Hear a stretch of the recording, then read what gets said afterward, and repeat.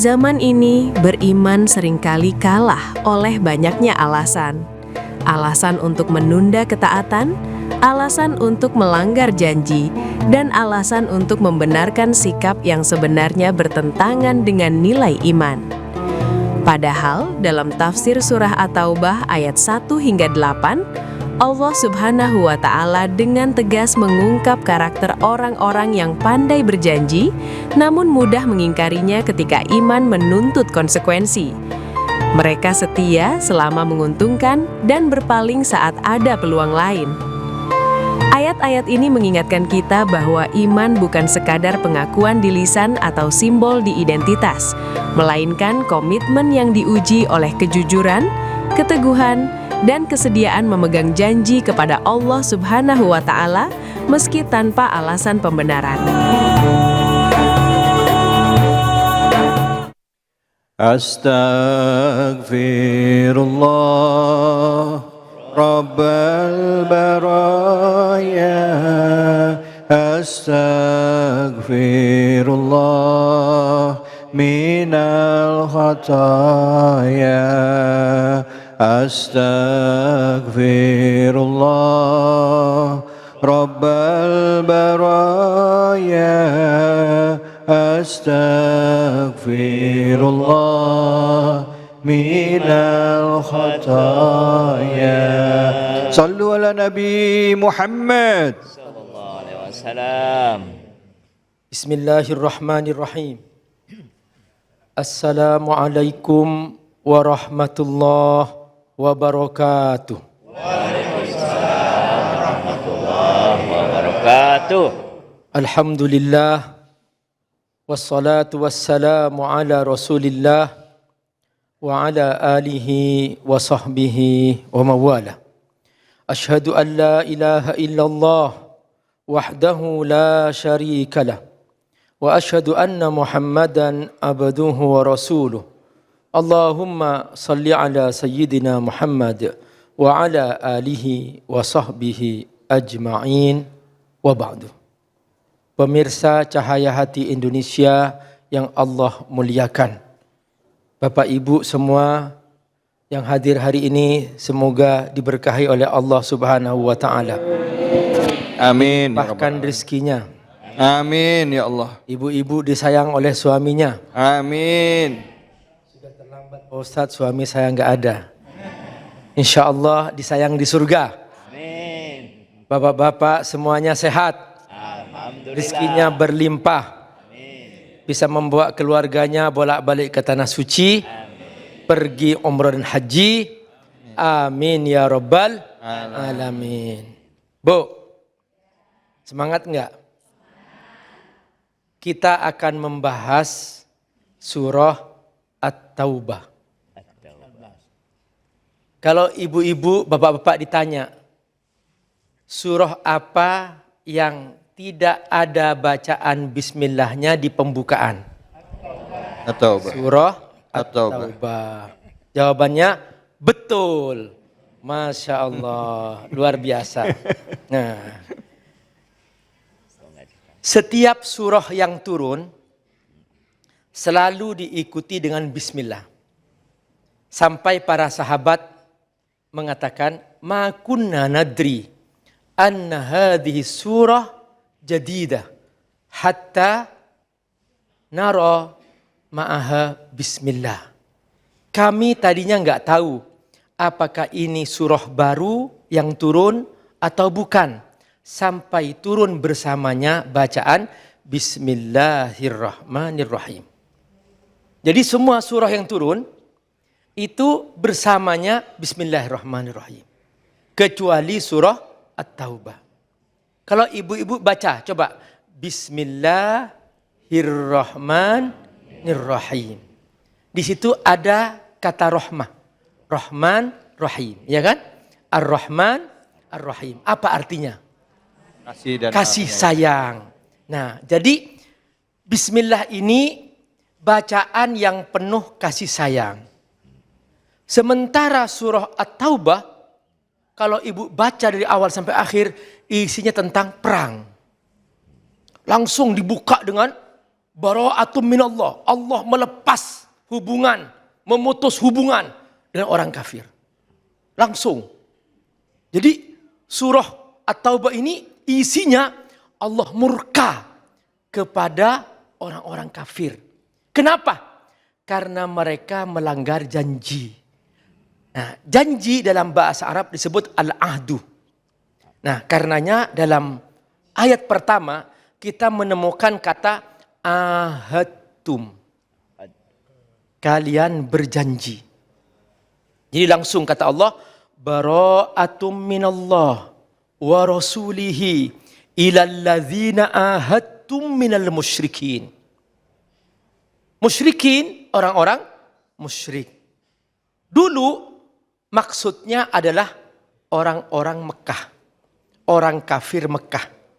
Mereka membuat perjanjian Hudaibiyah dengan Rasulullah Sallallahu Alaihi Wasallam pada tahun ke-6 Hijrah.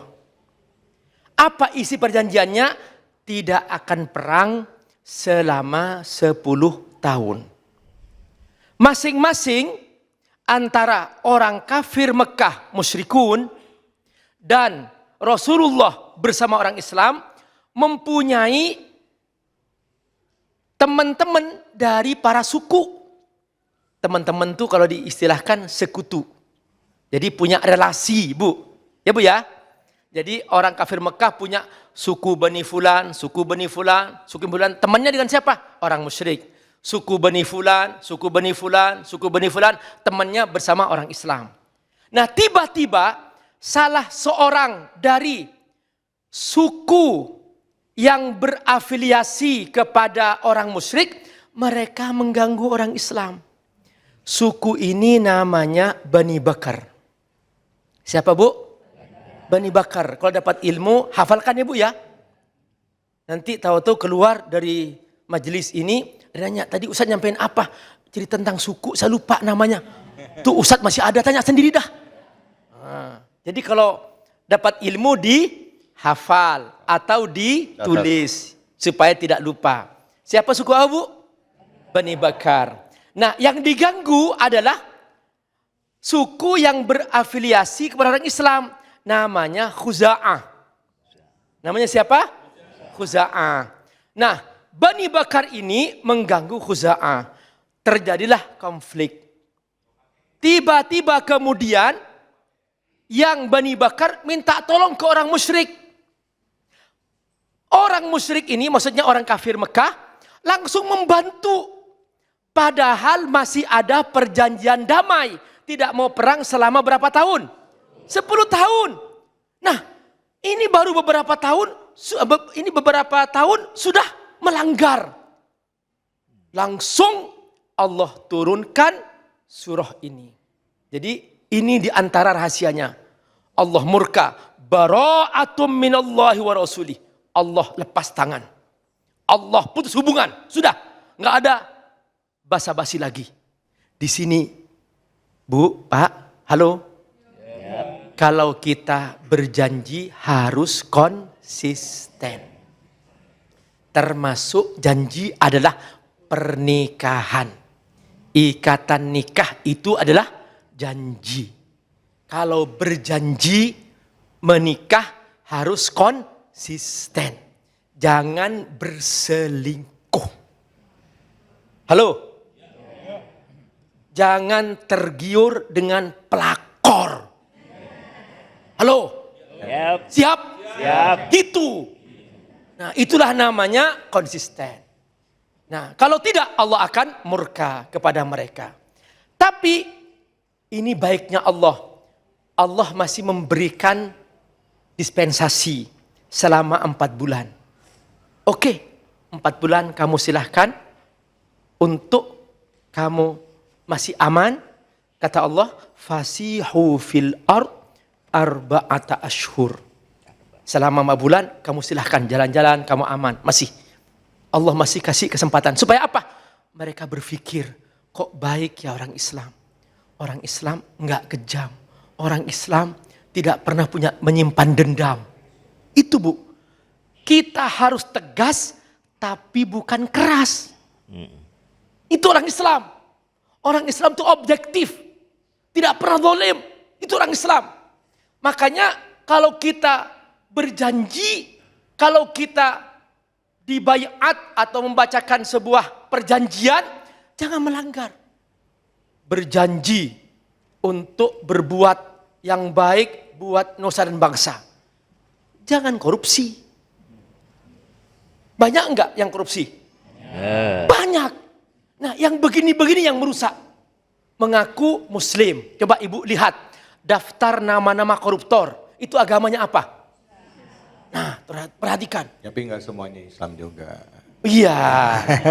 Ya, ada juga yang selain muslim ya. Maksudnya apa, Bu? Maksudnya kalau kita berjanji ikut Allah, kita harus konsisten. Nah, Allah masih kasih kesempatan 4 bulan. Ya, kata Allah, fasihu fil ard arba'at ashur. Nah, tapi ingat di sini Allah memberikan sebuah aba-aba. Sehebat apapun kekuatan manusia untuk berbuat makar, tidak akan pernah mengalahkan Allah. Wa'lamu, kata Allah, wa'lamu, ketahuilah, annakum ghairu mu'jizillah. Wa'lamu annakum ghairu mu'jizillah. Ketahuilah bahwa kamu tidak akan pernah mengalahkan Allah. Dulu ada Abraha. Dia menggunakan kekuatan gajah supaya nggak terkalahkan. Yang dilawan siapa, Bu? Allah. Bisa? Nggak bisa. Allah cukup kirim burung kecil-kecil. Burung ababil. Allah tidak kirim gajah yang sama. Hancur Abraha? Hancur. Ini kata Allah. Wa'lamu annakum ghairu mu'jizillah. Dulu ada Fir'aun. Masih kurang apa kekuasaan Fir'aun? Saking berkuasanya Fir'aun sampai mengaku Tuhan. Coba. Ternyata Allah nggak ngirim pasukan yang sama. Allah cukup kirim air laut, namanya Laut Merah. Fir'aun tenggelam di situ dan pasukannya. Perhatikan, masih mau melawan Allah. Perhatikan, ayo wahai penguasa yang merasa sombong, yang merasa hebat, punya segalanya, mau melawan Allah. Wa'lamu annakum ghairu mu'jizillah. Kau tidak mungkin bisa mengalahkan Allah. Bahkan kata Allah, siapapun yang selalu dia berbuat pencitraan, seakan-akan dia baik, tapi ternyata hatinya bejat, seakan-akan demi untuk bangsa dan negara, tapi perbuatannya berbuat zalim hanya untuk kepentingan diri sendiri dan sebagainya. Kata Allah, Allah akan menghinakan suatu saat. Seperti Allah dulu menghinakan orang-orang kafir Mekah karena mereka melanggar janji. Allah berjanji, wa annallaha mukhzil kafirin. Bahwa Allah akan menghinakan mereka yang selalu melanggar janji. Artinya apa, Bunda, Ayah? Kita harus komitmen. Kalau kita beriman, ayo komitmen dengan iman. Kalau kita yakin bahwa Allah Maha melihat, ayo jangan coba-coba ingin menipu Allah. Tidak mungkin. Abi Amir ingin mengatakan gini, Bu. Dulu ada seorang anak kecil mengembala kambing. Datanglah Umar bin Khattab radhiyallahu an. Umar bertanya, berapa kambingnya? 11. Dulu waktu dapat dari majikan berapa? 1. Majikanmu tahu bahwa sudah 11? Enggak tahu. Boleh enggak aku beli 1, kamu dapat uang, dan kamu pakai uangnya sendiri? Apa kata anak muda ini? Dia mengatakan, aku takut. Takut sama siapa? Majikan kamu kan enggak tahu. Takut sama Allah. Allah melihat aku. Benar majikanku enggak tahu. Terus kata Umar, kan nanti beranak lagi, 11 lagi kan enggak ketahuan. Apa kata anak muda ini? Tidak, Allah Maha tahu. Perhatikan, orang yang jujur, dia akan aman. Tapi orang yang menyembunyikan kebusukan, dia tidak akan pernah aman. Dia akan sibuk untuk berbohong, menyembunyikan kebohongannya. Dan kebohongan ini dibungkus lagi dengan kebohongan yang baru lagi. Dan seterusnya. Akhirnya pekerjaannya dia hanya pindah dari satu kebohongan dan pindah kepada kebohongan yang lain. Karenanya kata Allah, kalau kamu berjanji harus tegas. Kalau tidak, aku akan putus hubungan dengan kamu. Ngeri, Bu. Jangan sok merasa dibutuhkan Allah. Tidak. Allah tidak pernah butuh kita. Dan Allah tidak akan pernah terkalahkan. Ayo kita bersungguh-sungguh patuh kepada perjanjian yang telah kita sepakati. Termasuk patuh dalam perjanjian pernikahan. Semoga Allah berkahi. Amin. Alhamdulillahirabbil alamin. Assalamualaikum warahmatullahi wabarakatuh. Waalaikumsalam. Alhamdulillahirabbil alamin. Sama-sama tadi kita sudah mendengarkan kajian awal dari guru kita Abi Amir Faisal, dan tentunya hanya di program kesayangan kita Cahaya Hati Indonesia. Tidak lupa kita berikan selawat dan salam kita kepada junjungan kita Nabi besar Muhammad sallallahu alaihi wasallam. Setelah kita berikan pujian pada Allah Subhanahu wa taala yang telah memberikan nikmat Islam, nikmat sehat kepada kita semua hari ini. Bapak-bapak, ibu-ibu sekalian, tadi kita sama-sama sudah mendengarkan kajian surah At-Taubah. Surah keberapa? Surah ke-9 ya. Tadi dibahas yaitu ayat pertama dan ayat kedua, dimulai dengan kata-kata Allah memutus hubungan gitu ya dengan orang-orang musyrik yang ada di Mekah ya, yang telah melanggar perjanjian. Nah, akan kita kaji lebih dalam karena tema kita itu beriman di zaman banyak alasan ya. Banyak zaman sekarang orang yang nggak komit. Banyak orang yang nggak komit ya dengan keimanannya. Ngaku beriman tapi sholatnya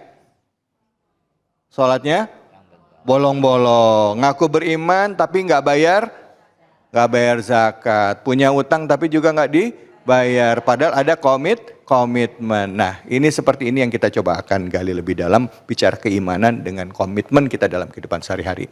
Saya mau berikan kesempatan sama ibu-ibu, bapak-bapak yang mau bertanya, silakan angkat tangan. Silakan Ibu. Baik, nama dan pertanyaannya. Nama Ibu siapa Ibu? Nama saya Riwut Mutiristini. Ya, Ibu. Sebelumnya Assalamualaikum warahmatullahi wabarakatuh. Waalaikumsalam warahmatullahi. Saya mau bertanya nih Pak Ustadz. Silakan. Kan kita sering gosip nih kadang-kadang ya. Kalau gosip tuh nggak baik kok Pak ya. Iya. Nanti lagi gitu kita kan merasa berdosa ya Pak ya. Caranya gimana supaya kita menghindari supaya kita tuh nggak masuk ke situ loh Pak maksudnya. Iya, iya. Ya maksudnya gitu Pak. Supaya kita nggak ikut gosip-gosip tapi nggak enak sama teman-teman gitu kan Ya, gitu. iya. Bagaimana caranya? Wassalamualaikum warahmatullahi wabarakatuh. Waalaikumsalam. Warahmatullahi. Ini ibu-ibu Abi suka begitu Abi, ya kan? Ya. Begitu datang tahu-tahu lagi ngerumpi, ya kan? Benar. Maaf ya Bu ya, betul ya Bu ya? Ya pas mau takut salah, mau keluar nggak enak ya kan? Tadi dikira gimana caranya Abi? Bagaimana cara menyikapi lingkungan yang itu secara zahir melanggar ajaran Allah Subhanahu wa taala? Misalnya tiba-tiba teman-teman kita menggosip dan sebagainya.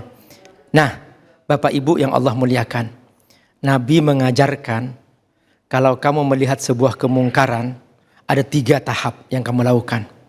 Kalau iman kamu kuat dan kamu yakin bisa berpengaruh kepada mereka, falyughayyir biyadihi, cegah dengan tangannya. Teman-teman jangan ngerumpi dong. Teman-teman jangan ngata-ngatain yang begini jelek. Itu kalau ibu termasuk yang berpengaruh di situ. Nah, tapi kalau ternyata ibu pakai tangannya nggak bisa, tangan itu bukan kekerasan. Maksudnya ambil tangannya dipisah, jangan gitu. Nah, tahu-tahu ternyata mereka nggak berubah juga. Nah, ibu nggak mampu untuk lebih kuat lagi. Lakukan yang kedua, lisannya saja. Ini haram loh, ini dilarang oleh Allah. Ternyata juga mereka nggak mau mendengar. Dan ibu juga sudah kemampuannya ya sebatas itu. Kata Nabi, fabi qalbihi, maka gantilah atau hadapilah dengan hatimu. Dan itu sudah paling lemahnya iman. Ya sudah, aku yang penting gak ikut-ikut ya. Dan aku mau ke belakang sebentar. Ya, kabur. Itu namanya paling lemahnya iman sudah. Itu Bu, cara seperti itu. Iya. Jadi menghindar gitu ya Bu ya? Ya, menghindar. Baik, baik alhamdulillah. Bu jelas ya Bu ya? Bu, Pak, kebanyakan ya kita begini. Udah jangan ngegosip. Ceritanya yang bener nggak gitu, begini ceritanya. Malah nambahin. Astagfirullahaladzim. Ya itulah dia kita manusia, kadangkala kita suka terjebak sendiri ya. Maksudnya niatannya baik, tapi ya ini dia. Emang paling benar kalau kita nggak kuat-kuat banget, udah langsung menghindar aja. Begitu ngeliat ada orang ngegosip, hindari. Ada orang ngegosip seperti kata Abi tadi ya Abi ya. Kalau kita takut kita ngomong nanti dikira ini, itu dan segala, menghindar aja. Insya Allah mudah-mudahan ini jadi pelajaran buat kita semua. Kita akan lanjutkan lagi bicara mengenai keimanan, tidak akan pernah bisa berhenti di situ. Apalagi buat orang-orang yang bekerja, entah itu di swasta ataupun juga di pemerintahan, yang lingkungannya ini akhirnya mempengaruhi karakternya. Ya, baik yang tadinya mungkin biasanya rajin ke masjid, ya ibadah, sholat, lama-lama kok bergeser. Ada apa nih?